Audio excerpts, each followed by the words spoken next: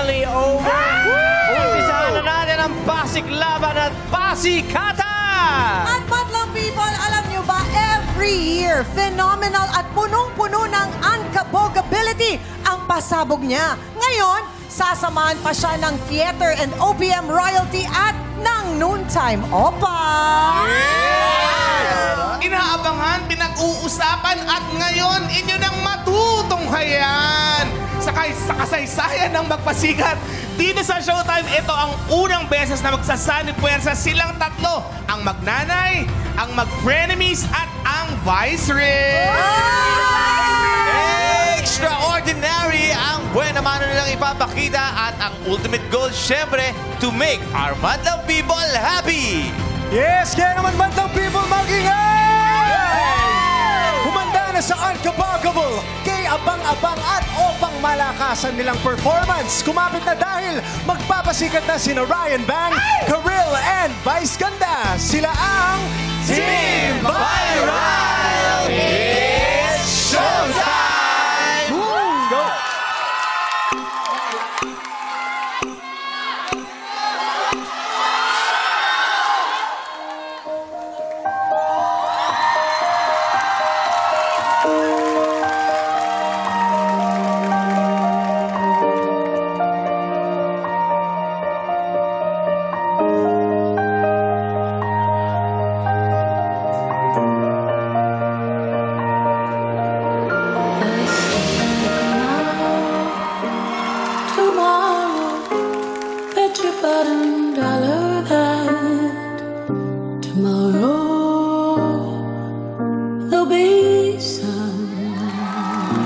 When I'm stuck with a day that's gray and lonely, I just stick out my chin and grin and say, oh, the sun will come tomorrow, but you gotta hang on till tomorrow.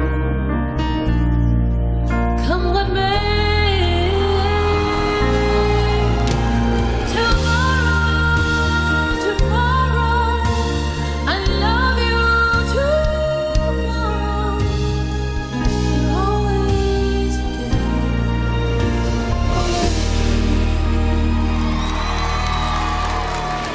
Okay, anong ibig sabihin sa'yo ng hope? Hope, kadugtong siya ng love. Kadugtong din niya yung faith. And sa buhay, may mga test of faith. Hopeful ka ba?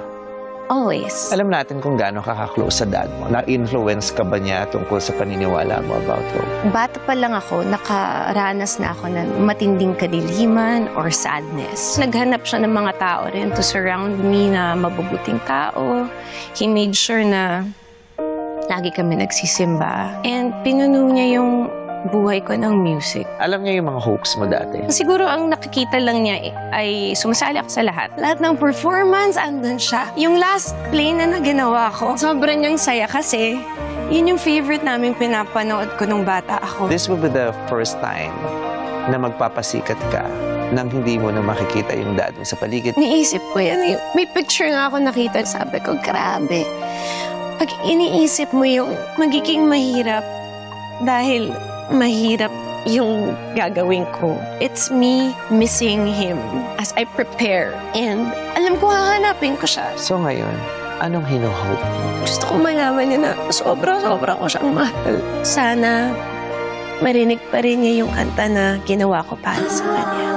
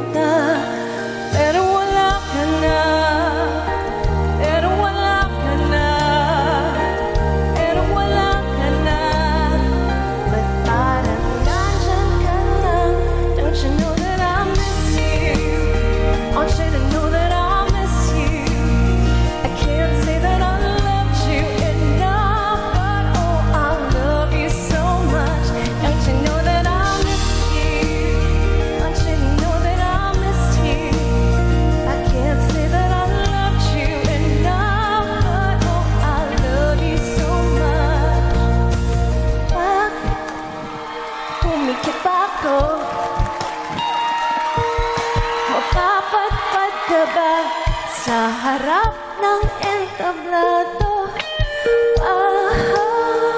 Umikip ako,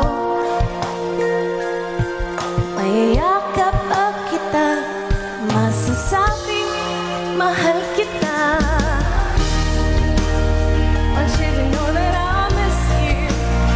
I can't say that I loved you enough, but oh, I love you so much. Want you know that I miss you. Want you to know that I miss you. I can't say that I loved you enough, but oh, I love you so much. Don't you know that I miss you? Want you to know that I miss you. I can't say that I loved you enough, but oh, I love you so much. Don't you know that I miss you? Want you to know that I miss you. I can't say that I loved you enough, but oh, I love you so much.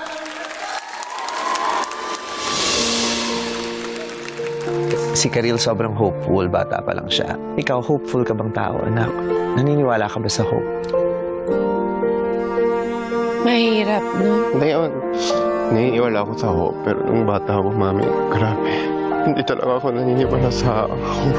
Nung grade 1 ako, grade 2, grade 3, yung magulang ko, lagi sila nag-aaway.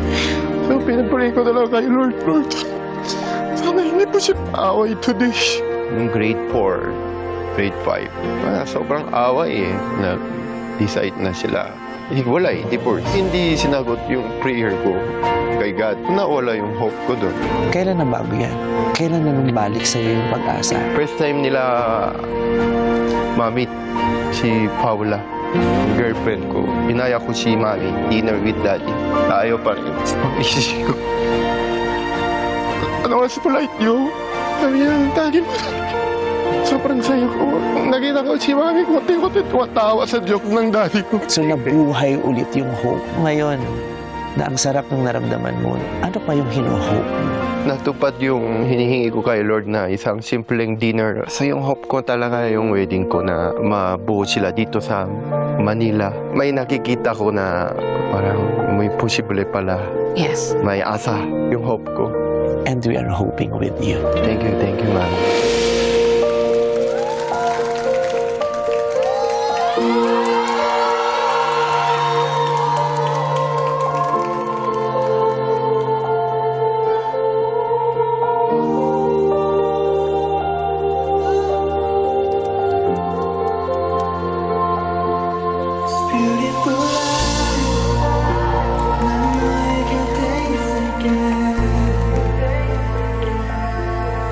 Beautiful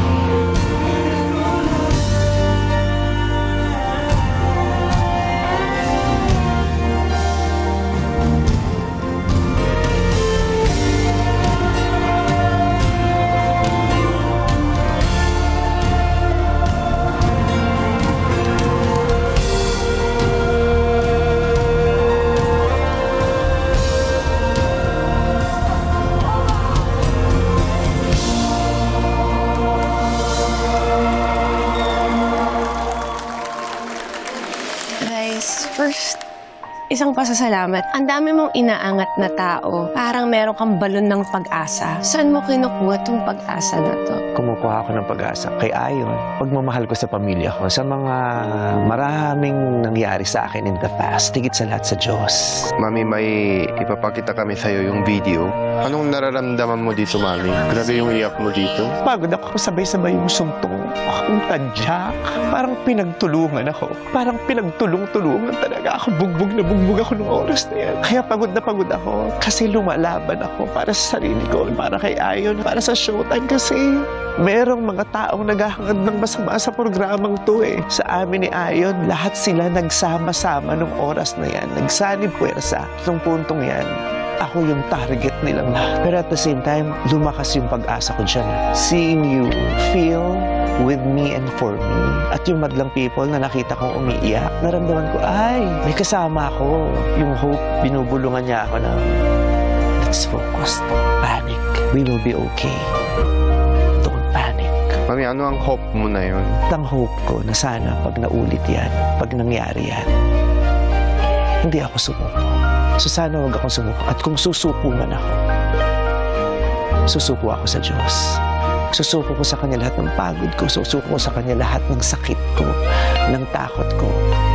Susuko ko sa Kanya at sana, katulad ng lagi niyang ginagawa, ipanalo niya ako laban sa lahat ng maraming gustong magpabagsak sa akin at sa atin. Sana ipanalo niya tayo.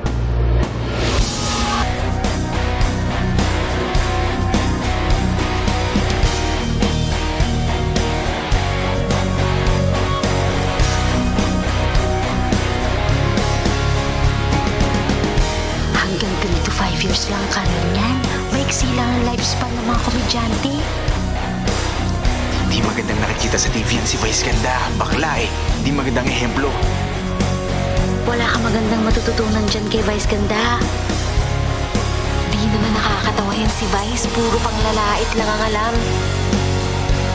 Maghihiwalay din yan. Siyempre si Ayan maghahanap ng totoong babae. Wala na yang si Vice Ganda. Pabagsak na yan. Si Bakini yung Showtime. Puro kabaklaan lang napapanood dyan. Kahit anong sabihin nyo, wala pa rin kayo minatbat sa 45 years na. Kapikat lang kayo. Ang papangit naman ng segment ng Showtime. Walang kwenta. Deserve nyo masuspend. Sana di na bumalik sa area ng Showtime. Mahigit 8 bilyong tao ang ngayon nabubuhay sa mundo. Iba't iba ang katayuan, iba't iba ang nararamdaman, iba't iba ang pinaghuhugutan, iba't iba ang pinaglalaban, iba't iba ang pinaniniwalaan, iba't iba ang dinadasalan. Iba't iba man, ngunit iisa ang kinakapitan. Pag-asa. Pag-asa na maririnig at makakamit ang hiling niya. Pag-asang pinanghahawakan gamit ang salitang sana. Sana matanggap ako sa trabaho. Sana hindi ako malate. Sana pumasa ako sa test. Sana makabayad na ako ng utang. Sana siputin niyo ako. Sana malakas ang pasada ngayon. Sana may sweldo na. Sana wag akong abutan sa kalsada. Sana makuha ko na to bago dumating yung crush ko. Sana magkasya ang budget ko. Sana makakuha ako ng libreng gamot. Sana dumating na ang pension ko. Sana gwapo yung angkas rider ko.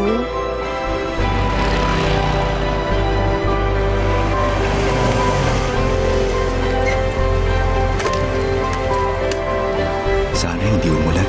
Ang hangad ay mananatiling hiling pag walang paniniwala. Ang hiling ay pag-asa kung may pananampalataya.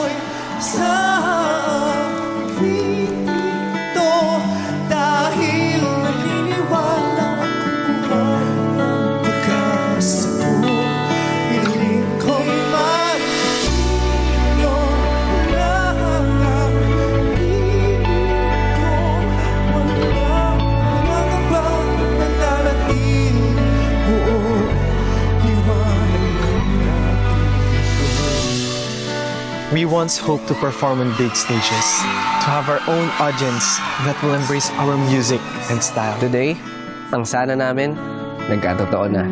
We were able to represent P-pop internationally, and supporting us was our 18 community. Looking ahead, we hope to continue growing stronger, to be a voice for those feeling lost or unheard. And to elevate not just ourselves, but every human being who continues to hope. Kumapit lang tayo at magtiwala sa pag-asa. May didinig din sa ating sana.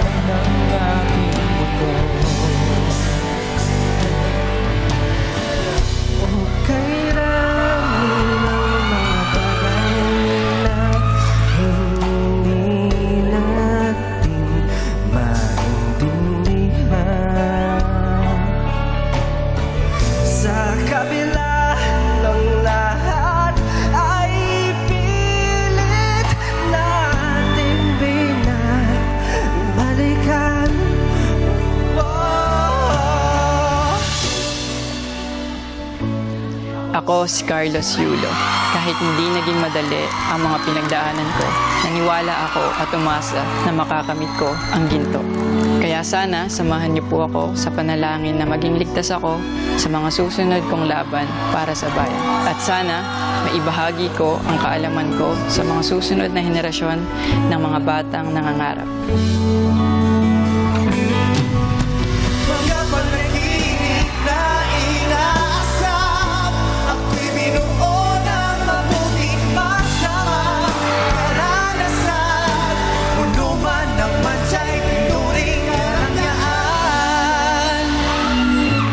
Ako si Aura, nang dahil sa kapusukan at kawalan ng disiplina ay napahamak ako. Nasangkot ako sa isang skandalo na labis kong pinagdusahan at pinagsisihan.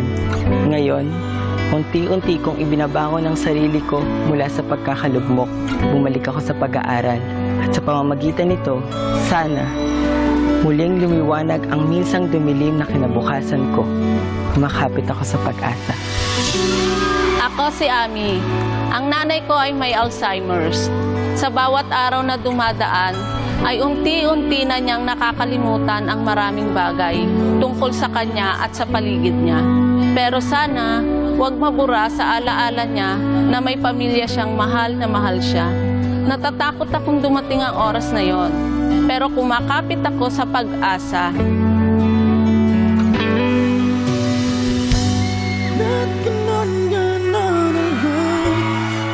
Mahal mo ay wala anumang pag-abang kaya narito ako magpapagal para sa iyo at nang isuko ang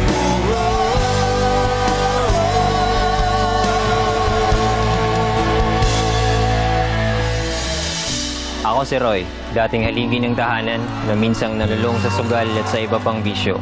Dahil dito, napabayaan ko ang aking pamilya. Nagsisisi ako. Sana ay makabawi ako sa mga pagkukulang ko sa kanila, lalo na sa mga anak ko. Sana mapatawad nila ako. Kumakapit ako sa pag-asa. Ako si Nelden. At ako naman si Faith. 12 years na kaming mag-asawa. At hanggang ngayon ay wala pa ring anak. May mga oras na naluluha at nagtatanong kami kung bakit hindi kami nabibiyayaan ng anak. Alam naming handa na kami at kaya naming magtaguyod ng isang pamilya.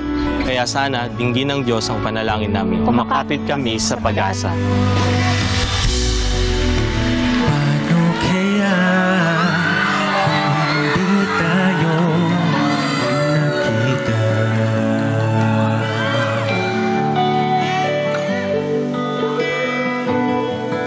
Ang buhay ko'y itatawag pangabang buhay.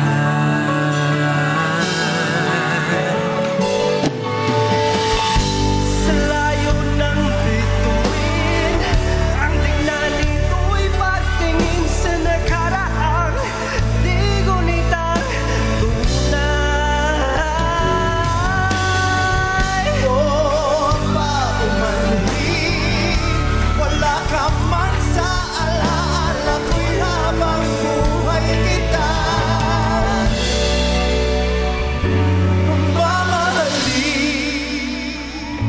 Ako si Nicole. Ako naman po si Benji. Ang mama namin ay isang OFW sa Dubai at 6 na taon na kaming nangungulila sa isang ina. Alam namin ginagawa niya yon para sa ikakaganda ng buhay namin. At para maisuklian ang pagsusumikap niya, diploma ko ang pangarap kong may regalo sa kanya. Sana makauwi na siya. Miss na namin siya. Gusto na namin siyang yakapin. Kumakapit kami sa pag-asa.